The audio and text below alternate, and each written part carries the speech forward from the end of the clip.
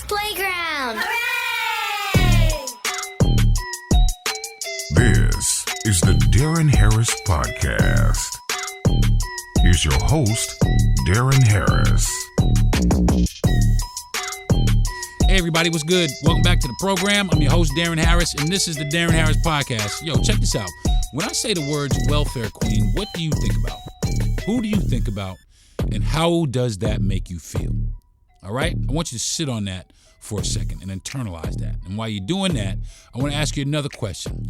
What if I told you that it was by design to manipulate you into thinking negatively? How would you feel about that? Okay? Now, while you chew on that, chew on this. What if I told you that it's the welfare queen that you shouldn't be mad at? How would that make you feel?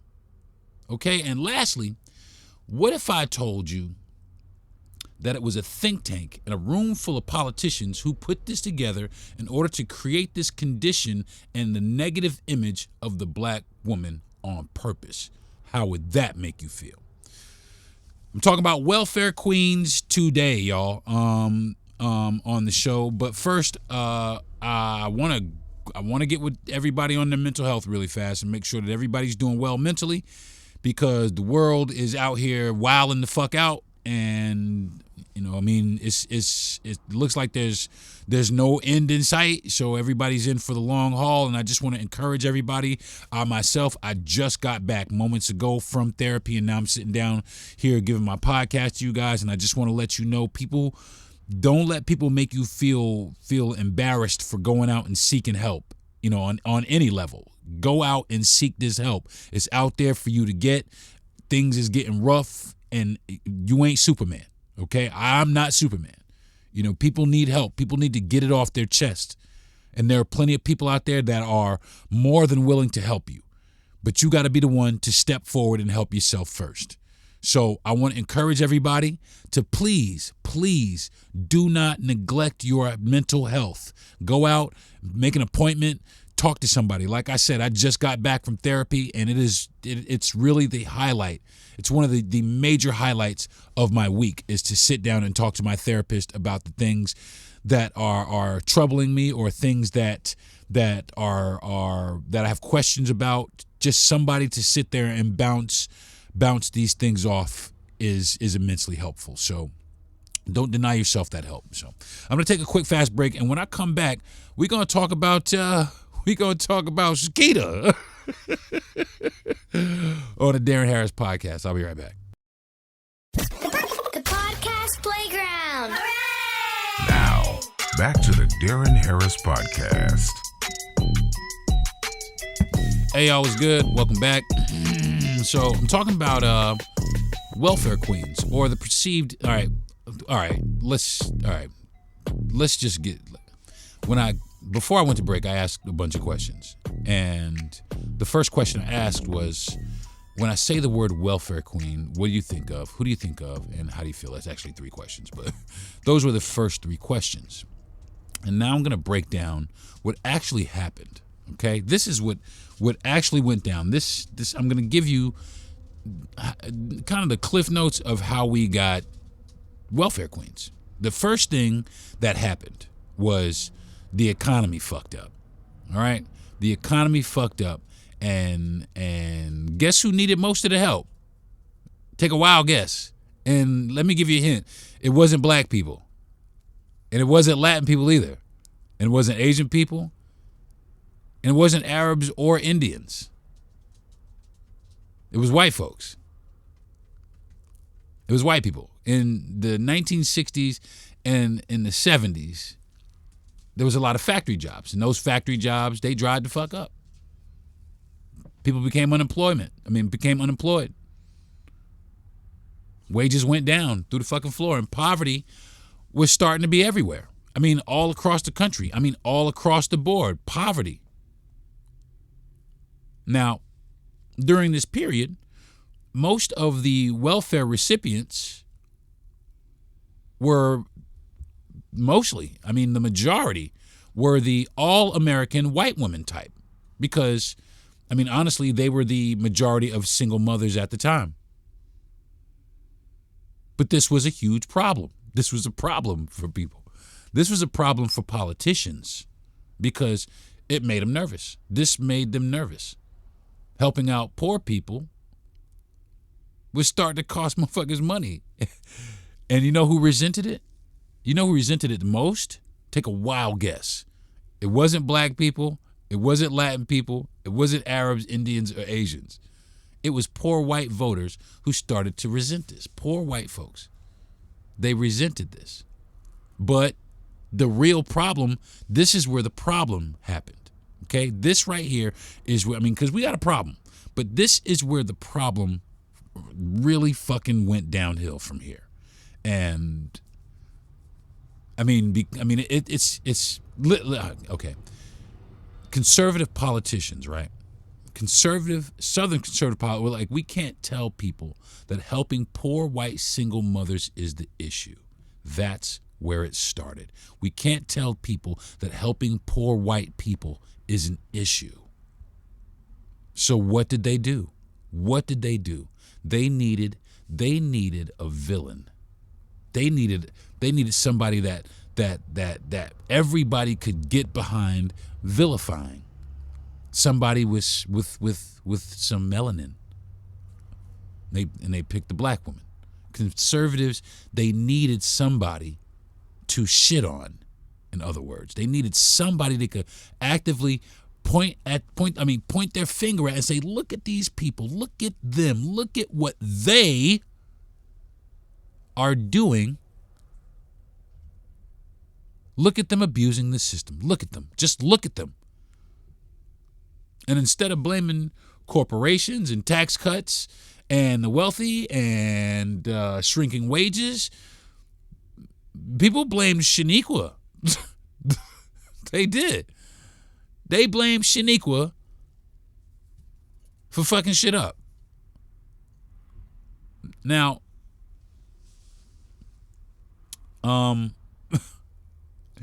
it worked like a charm.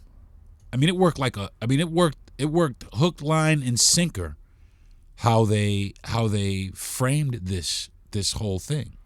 They turned a structural economic crisis into a racial morality story.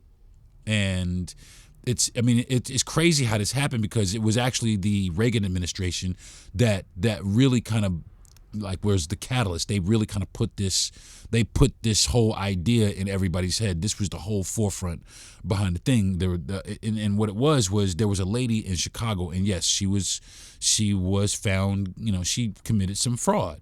But what they did is they grossly exaggerated what she did. They grossly exaggerated her crime. They gave and changed up a whole bunch of crazy details, and they framed this woman as if she represented all black mothers on welfare. The next thing you know, every time somebody said the word welfare, anytime you said the word welfare, all white Americans saw was this one image of a black woman. She got like 8 kids, pushing a Benz and a shopping cart with a cart full of groceries that they paid for, that their tax dollars paid for. And that depiction right there, and that feeling that was created right there for black women on welfare, that spread across not only white America, but every other racial group in America, including black America. Did you hear me? Even black people got behind the actual stereotype that the black woman was the cause for the abuse in the system. A single complicated case was transformed into a racial caricature. A lazy, scheming black woman who be popping out babies for government checks. That's what they see.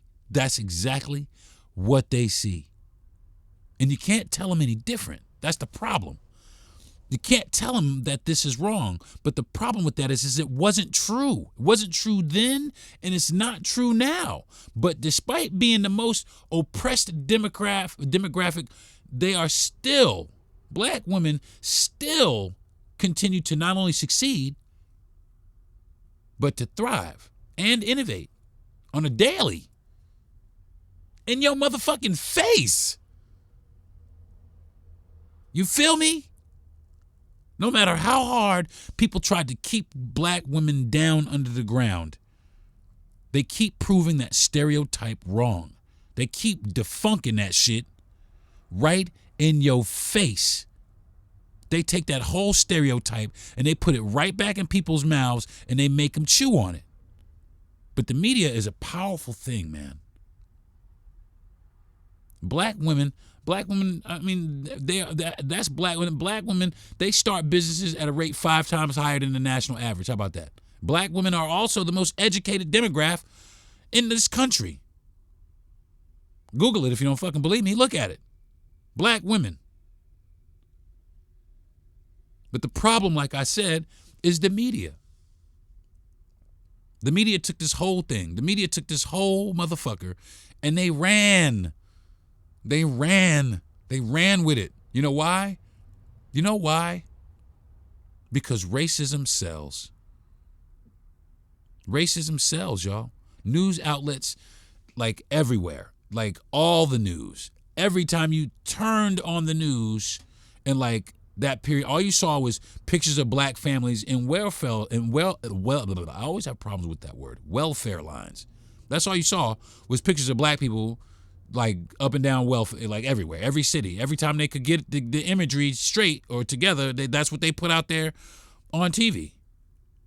But you know what the issue, you know what the reality of that was? Is it wasn't black families. It was more white families. White families were still the majority receiving benefits. White people were still the majority of people receiving welfare benefits. Let me say it again. White people were the major benefactors of the welfare system. Now you put that, right? You got that, right? Now you put all of that negative shit that then made, said about black ladies, black women. And now you put that together with TV shows like Cops, where week after week, almost exclusively, black men across America are, all they do is show us engaged in criminal activity and being brutalized by the police. That's week in, week out, every day. Number one show in the country. Cops, America's Most Wanted, shit like that, where they just highlight the shit out of black people like nobody else commits crime. So you take that right there and you take the fucking negative imagery of the black woman, and what do you get? What do you get from that? You get the large-scale resentment and dehumanization and downright hatred for black people in America. How would that make you feel? Would you be mad about it? Would you be mad that you were manipulated? Would would you be mad that you were lied to? Because TV networks, the networks, they needed a face. They needed a face. They needed a face for poverty. They needed a face for crime. They needed a face for violence. The angry black man, angry black woman, they just needed a face for that. And they made it black. Angry black people. The media did that. Somebody paid for that. Somebody sat in a room and thought this shit up in order to create this condition, in order to create this sentiment, in order to create mass hatred for black people in America, even by other black people. It's disgusting. It is despicable how people can actually sit up and actually do this on purpose to other people. It's not, that is hatred. That is disdain. That is just hatred. And my question is this, man. Why you still fuck with us then? Just leave us the fuck alone. But you can't. They can't leave us alone. They can't leave us alone. They got to make it so that we don't come up. They got to make it so that we don't succeed. They got to make it so everybody looks at us as if we are the problem. So they have to create conditions so that we do create problems in our own. I mean, when you don't feed a neighborhood, when you don't give people jobs, when you don't give them resources or education, what follows? And who's responsible for that? Certainly not the people that live there. It's the people who are in charge of putting these different things in these communities. But when these things are denied to these communities, we see the direct result of what happens with that. We see that. It's plain as day. But yet we still continue to blame people that really are not to blame. Now, wait a minute now. Hold on now, D.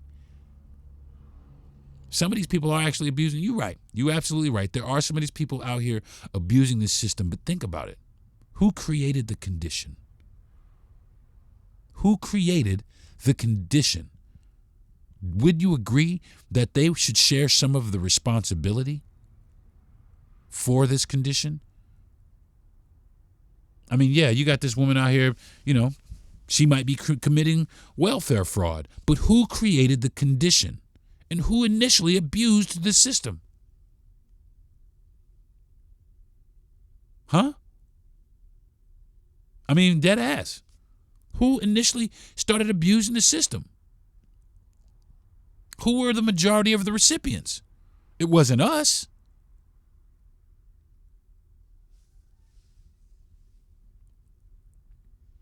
America loves a good story, but not a true one. Because all they did, and this took a long time, and this is part of that Project 2025 shit, early stages of this shit. This was a plan that they fucking put up to say, hey, listen, we're going to fuck these people because we don't want them coming back and doing to us what we did to them. They can't have nothing. So I'm going to take a quick, fast break, and when I come back, we're going to chop up some more of it, okay? It's Deron Harris Podcast. I'll be right back.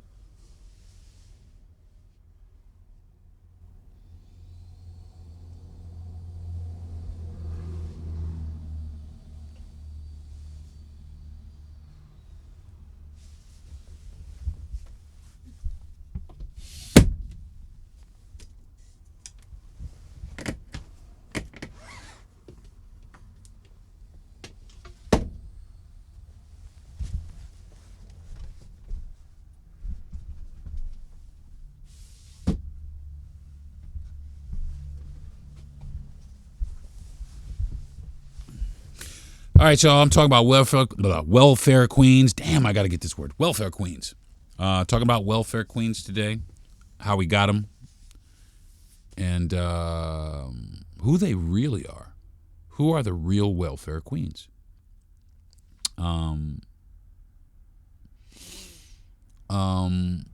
Before I left, I was talking about the media, TV networks, and how they played their part in the dehumanization and the demonization of black women in America. Like I was saying, America loves a good story. But they love to be lied to also. They love to be lied to, and they love to run with those lies because it makes them feel powerful. It makes them feel bigger. They convinced everybody in the country, not everybody, they convinced white America. The media convinced white America. They convinced everybody that poverty is a personality flaw. That's crazy as fuck to me, man. Poverty is a personality flaw. Not an economic system, not wage stagnations, not corporations hoarding up the profits. It's Shaniqua's fault. She is the one bringing down the GDP with her whole $312 a month. That's what they believe. That's what they believe. That's what was broadcast on the news. And all the white Americans, all the white Americans at that time, their resentment made this stereotype stick. And their plan was working. A lot of white, many, I won't say all. Let me not say that. But many of them, man. Many white Americans, they felt like their tax dollars were going to undeserving people who were lazy, people who weren't clean. And this is all these things, people who are dumb. This is all the negative stereotypes, all these stereotypes that we associate with the welfare queen. That's exactly what they thought about, and that was just not true. But instead of questioning like rich people or corporations or even corporate tax breaks, they found it easier to target the poor black mother.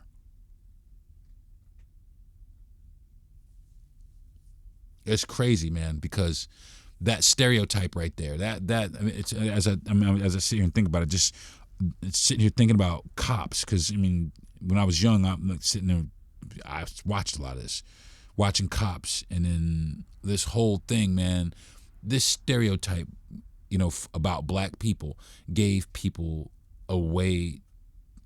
Well, it gave people a way to be racist without saying they were racist, essentially. Like, I'm not against black people, I'm against welfare abuse, but somehow all of the abusers they was talking about just happened to be black. It's crazy because that stereotype, it not only gave people a way to be racist, it actually created racists. People who weren't racist before, people who it created racists. It created that condition. It created that within those people. Some of these people never even had that bias, but watching day in and day out of this type of propaganda, that's conditioning. Eventually people, they start to believe and lean into that. And they form that bias. How would you feel about that if somebody deliberately made you or created racism within you? How would you feel about that? That would piss me the fuck off. I don't know, man. That would piss me off more probably than anything. If somebody deliberately lied to me in order to get me to hate a particular group of people, that's fucking crazy.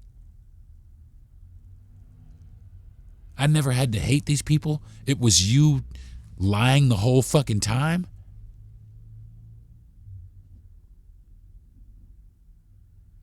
What the fuck, man? I never had to.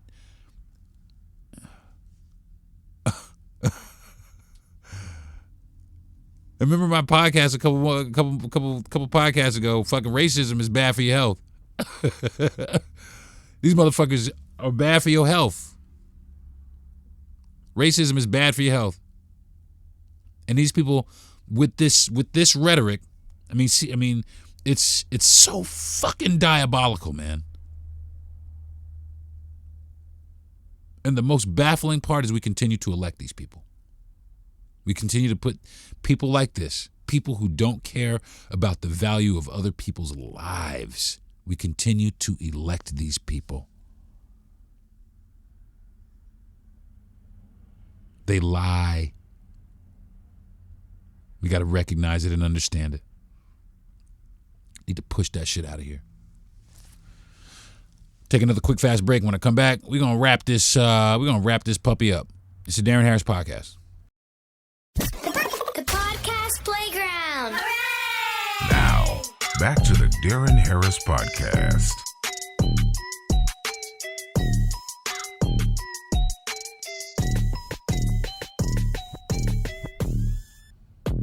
All right, y'all.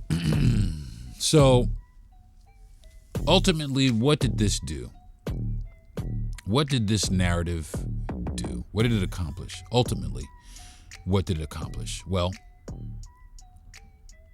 after it caught hold, this narrative, it justified cutting benefits. It justified punishing poor families.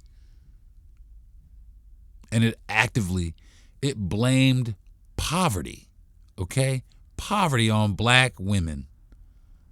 It hung that label right around their necks. Once the public believed in welfare queens, it became easier to slash welfare spending. It became easy to attach work requirements, criminalize poverty, make people feel bad and shame all kinds of people, shame mothers for needing help for their kids. But this was a well-oiled propaganda tool, okay? This was not a demographic reality, just so you know, okay? It had nothing to do with us. It was propaganda that put the black woman where she is, that gave her that label. It was propaganda. It was lies and fairy tales, okay? The truth behind this whole myth is this. The majority of welfare recipients, let me say this loud, just so that you can internalize it and go look it up. The truth behind welfare recipients is the majority of welfare recipients and are white people.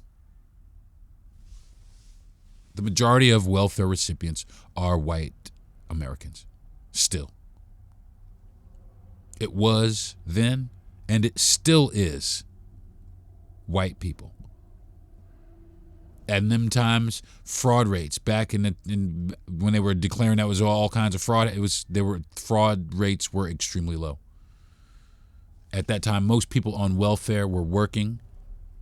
They were disabled, they were elderly, or they were children. And lastly, the welfare queen image was designed deliberately to attack and destroy the image of the black woman. But look at them go. Black girl magic is a very real thing. And I think that people need to stand up and take note and recognize that black ladies ain't going nowhere, man. They're going to be there to push the envelope every single day, every day, all day. You know what I'm saying? You can say what you want about them, but they are the most resilient creature on the face of the earth. They are the most oppressed demographic on the face of the earth, and they still thrive. So my respect goes out, my utmost respect goes out to all black women, all black mothers, the ones that struggle, all of them. And just know that this was not your situation. You were deliberately put in this situation, but I will say this. Now that you know this, you are more than capable of getting out. You're more than capable of shattering these people's and let's do that push right there. Let's do that push 2026, 2027. All blacks and Latins off welfare. Leave it for them. We know how to take care of our people. We've been through struggle. We've eaten plenty of times without them even helping us to begin with. You feel me? 2026, 2027. Let's bounce. Give it all to them. Let it be the problem that they created for them. All right? So I think that's going to do it for this episode of the Deron Harris Podcast. Thank you very much for tuning in. I do appreciate it.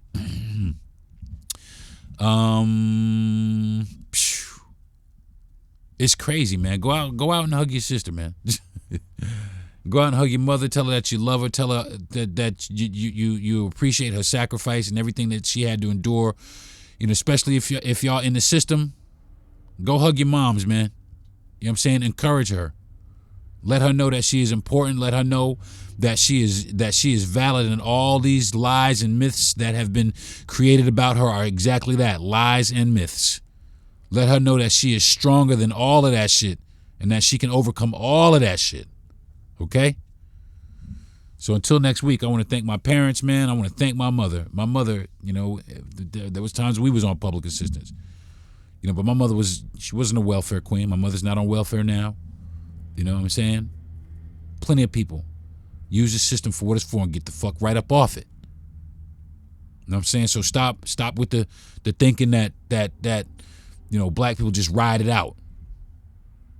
You know, Latin people, even Latin people, because the next person I want to thank is I want to thank my wife, and who she's also been on public assistance herself. You know, my wife is lights out at her job now. You know, lights out at a real job, at a career job. You know, just made 5 years a couple days ago. 5 years at her job, make way more money than I ever made in my whole life. You know what I'm saying? So stop with the stereotypes. I want to thank my producer Jesse Yandel. I want to thank Gentry Thomas for the platform, and I want to thank everybody who is listening. I want to thank all my listeners out there. I do appreciate you guys sticking with me and listening to my podcast, man. It does mean a lot to me, and I'm trying to get better. You know what I mean? I'm trying to get better. I'm trying to get some pickup action. You know what I'm saying? So, you know, whatever. But again, though, I want to thank my mother on this podcast, because like I sat there and watched my mother struggle when I was young without really realizing what was going on. And as I got older and realized what was happening, you know, even myself, you know, I had to be on public assistance once myself. You know what I'm saying? And knowing what that's like, and knowing, you know, the guilt that comes with it. You know, I just want to thank my mom. You know, I want to tell her that I love her and I appreciate her. And I think that everybody else out there should do the same with theirs. Okay, so. All right, y'all. Until next week, I'm over here babbling and rambling. So I'll talk to y'all next week. Peace. You've been listening to the Deron Harris Podcast.